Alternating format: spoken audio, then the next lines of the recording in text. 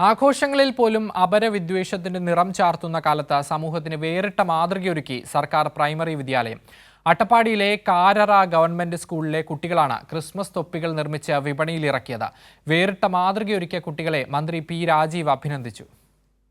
50% ഗോത്രവർഗ വിദ്യാർത്ഥികൾ ഉൾപ്പെടുന്ന അട്ടപ്പാടിയിലെ കാരറ ഗവൺമെന്റ് സ്കൂളിലെ കുട്ടികളുണ്ടാക്കിയ തൊപ്പിക്ക് ആവശ്യക്കാർ ഏറെയായിരുന്നു. തൊപ്പി വിൽപ്പനയുമായി അട്ടപ്പാടിയിലെ വിവിധ സ്ഥാപനങ്ങളിലും കുട്ടികളെത്തി. എല്ലാവരും വലിയ കൗതുകത്തോടെ കുട്ടികളെ സ്വീകരിക്കുകയായിരുന്നു.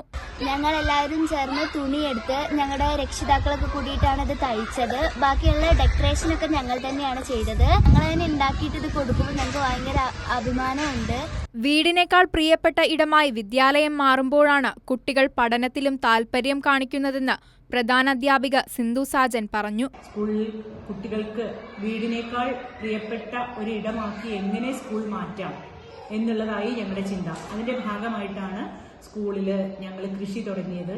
അതുപോലെ തന്നെ പൂന്തോട്ട നിർമ്മാണം, പിന്നെ കുട്ടികൾക്ക് കൂടുതൽ ഇഷ്ടപ്പെടുന്ന രീതിയിൽ പഠന പ്രവർത്തനങ്ങളെ കൂടുതൽ പങ്കാളിത്തമുള്ള രീതിയിലേക്ക് ആകർഷകമായ രീതിയിലുള്ള ധാരാളം പഠന പ്രവർത്തനങ്ങൾ, അതിനൊപ്പം തന്നെ സ്കൂളിന് പരിസരത്തുള്ള സ്ഥലങ്ങളിലേക്ക് കൊച്ചു കൊച്ചു യാത്രകൾ, പിന്നെ സ്കൂളിൽ അധ്യാപകരും കുട്ടികളും എല്ലാം ചേർന്ന് ഒരു ദിവസം സ്കൂളിൽ തങ്ങുക, അങ്ങനെ കുട്ടികൾക്ക് ഇഷ്ടപ്പെട്ട രീതിയിൽ സ്കൂളിനെ മാറ്റിയെടുക്കുക എന്നുള്ളതായിരുന്നു ആദ്യത്തെ ഞങ്ങളുടെ ശ്രമം.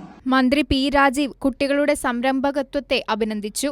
അട്ടപ്പാടി ഗ്രാമീണ മേഖലയിലെ വിദ്യാലയമായ കാരറ ഗവൺമെൻറ് UP സ്കൂളിലെ കുഞ്ഞുങ്ങൾ സംരംഭകരാകുന്നു എന്നുള്ളത് കൗതുകകരവും സന്തോഷകരവുമായ വാർത്തയാണ്. ഈ ക്രിസ്മസ് സമയത്ത് കുഞ്ഞുങ്ങൾ അവർ രൂപപ്പെടുത്തിയെടുത്ത തൊപ്പി വിപണിയിലേക്ക് എത്തുകയാണ്. ചെറുപ്രായത്തിൽ തന്നെ സംരംഭകരാകുന്ന താല്പര്യം പ്രകടിപ്പിച്ച കുട്ടികളെ അഭിനന്ദിക്കുന്നു. കൈരളി ന്യൂസ്, പാലക്കാട്.